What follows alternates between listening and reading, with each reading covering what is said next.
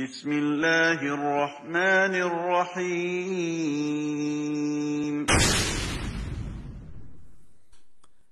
إن الحمد لله نحمده ونستعينه ونستغفره ونعوذ بالله من شرور أنفسنا ومن سيئات أعمالنا من يهده الله فلا مضل له ومن يضلل فلا هادي له وأشهد أن لا إله إلا الله وحده لا شريك له وأشهد أن محمدا عبده ورسوله صلوات الله وسلامه عليه وعلى آله وأصحابه أجمعين يا أيها الذين آمنوا اتقوا الله حق تقاته ولا تموتن إلا وأنتم مسلمون يا أيها الناس اتقوا ربكم الذي خلقكم من نفس واحدة وخلق منها زوجها وبث منهما رجالا كثيرا ونساء واتقوا الله الذي تساءلون به والأرحام إن الله كان عليكم رقيبا يا أيها الذين آمنوا اتقوا الله وقولوا قولا سديدا يصلح لكم أعمالكم ويغفر لكم ذنوبكم ومن يطع الله ورسوله فقد فاز فوزا عظيما أما بعد فإن خير الكلام كلام الله وخير الهدى هدى محمد صلى الله عليه وعلى آله وسلم وشر الأمور محدثاتها وكل محدثة بدعة وكل بدعة ضلالة وكل ضلالة في النار فيا أيها الناس اتقوا الله جل جلاله.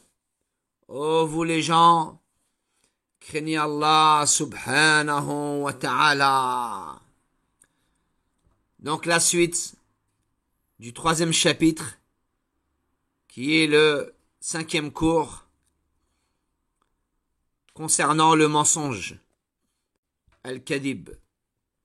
Le mensonge est ce qui contredit la réalité. Allahu Jalla Jalalu يقول في كتابه الكريم إنما يفتري الكذب الذين لا يؤمنون بآيات الله وأولئك هم الكاذبون. Le sens du verset: seuls forgent le mensonge ceux qui ne croient pas au verset d'Allah, et tels sont les menteurs. Le mensonge est une des caractéristiques des hypocrites. On trouve dans les 2 recueils authentiques, d'après Abu Hurairah radiyallahu anhu, que le prophète alayhi salatu wassalam a dit, le sens du hadith: les caractéristiques de l'hypocrite sont au nombre de 3. Lorsqu'il parle, il ment. Lorsqu'il promet, il ne tient pas à sa promesse. Et lorsqu'on lui confie un dépôt, il le trahit. Le mensonge mène le menteur à la perversion. On trouve dans les 2 recueils authentiques, d'après Ibn Mas'ud radiyallahu anhu, que le prophète alayhi salatu wassalam a dit, le sens du hadith: dire la vérité mène au bien, et le bien mène au paradis. L'homme ne cesse de dire la vérité et d'être véridique en toutes choses, jusqu'à ce qu'il soit inscrit auprès d'Allah comme véridique. Mentir mène à la perversion, et la perversion mène en enfer. L'homme ne cesse de mentir et de pratiquer le mensonge jusqu'à ce qu'il soit inscrit auprès d'Allah comme menteur. Celui dont le comportement est entaché de mensonges et s'habitue au mensonge jusqu'à ce que cela devienne une seconde nature sera inscrit auprès d'Allah comme menteur. Il sera ressuscité parmi les menteurs.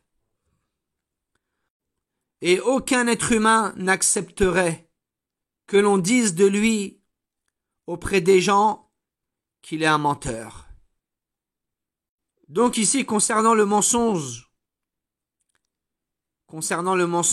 à ce sujet, les vers suivants sont pleins de sagesse. Quel mauvais caractère que le mensonge dont l'auteur est détesté. Et quelle belle vertu que la véracité aimée d'Allah et des gens. Le mensonge fait partie des péchés capitaux. Al-Bukhari, rahmatullahi alayhi, rapporte, d'après Samura, radiyallahu anhu, qu'il a dit que le prophète, alayhi salatu wassalam, disait souvent à ses compagnons, « L'un d'entre vous a-t-il fait un rêve ?» Et ceux qui avaient fait un rêve lui racontaient ce qu'ils avaient vu durant leur sommeil. Un jour, le prophète, alayhi salatu wassalam, nous dit, « Deux anges, d'apparence humaine, sont venus à moi cette nuit et m'ont réveillé. Et ils m'ont dit ensuite, « Viens avec nous. » Et je les ai alors accompagnés.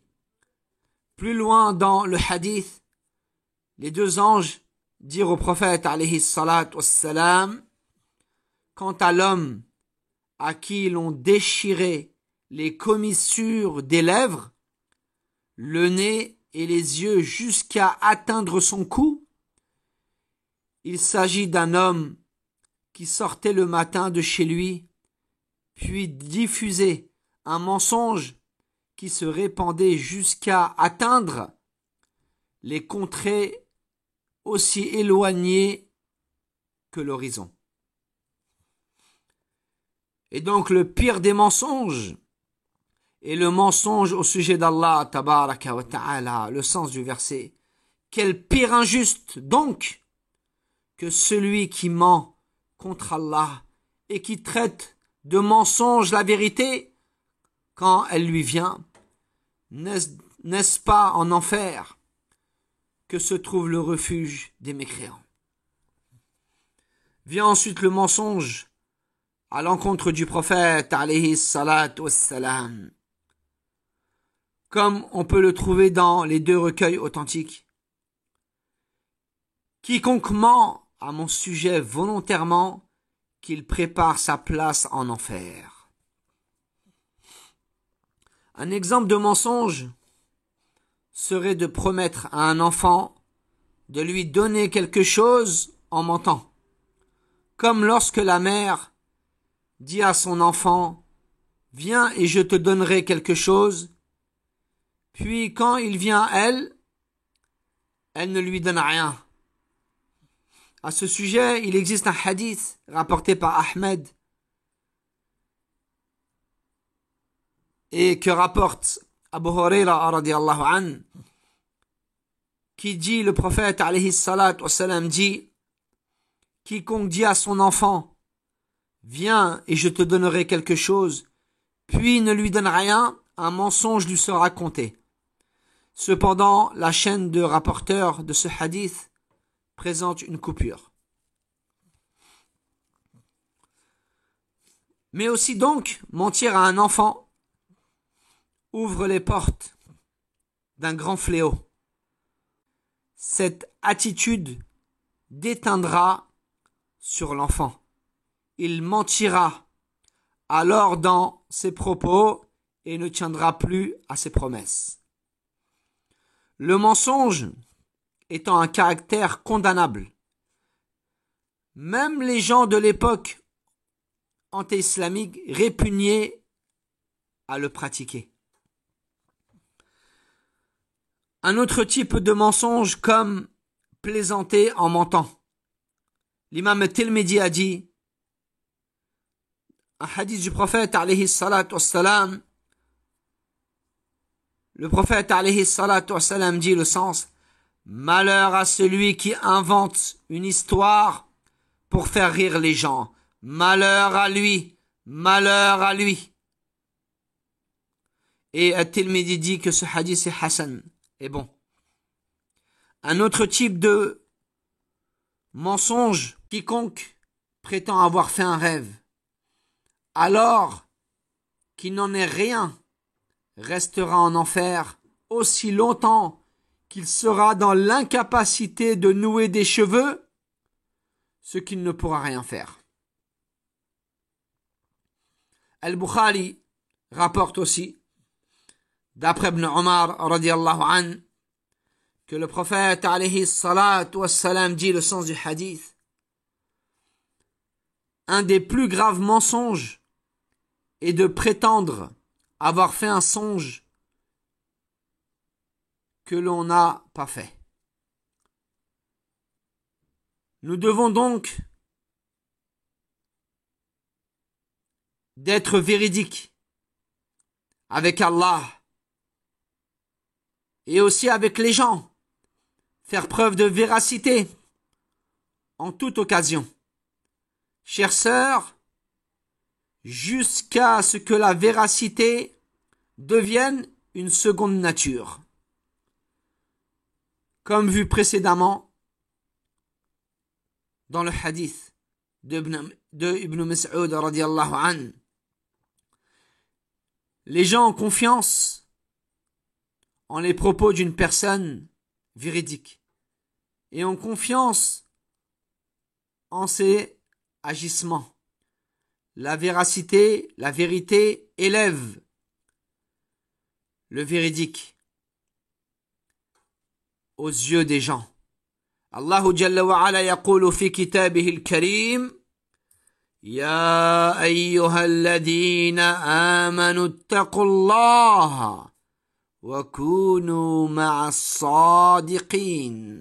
Le sens du verset: ô vous qui croyez, craignez Allah et soyez avec les véridiques. Et donc, pour terminer ce cours, la vérité est douce, même si parfois elle est amère. Une personne digne ne délaisse jamais la vérité. La vérité est un joyau d'une telle beauté que les perles et le corail en sont jaloux. As'alullah jalla jalaluh an yaj'alani wa iyyakum min hudati al-muhtadin wa min ibadihi as-salihin wa lad-dallin wa la-mudillin. As'alullah jalla jalaluh an yaj'alani wa iyyakum min as-sadiqin. أسأل الله سبحانه وتعالى أن يجعلني وإياكم من الفائزين في الدارين ولا حول ولا قوة إلا بالله. سبحانك اللهم بحمدك أشهد أن لا إله إلا أنت أستغفرك وأتوب إليك.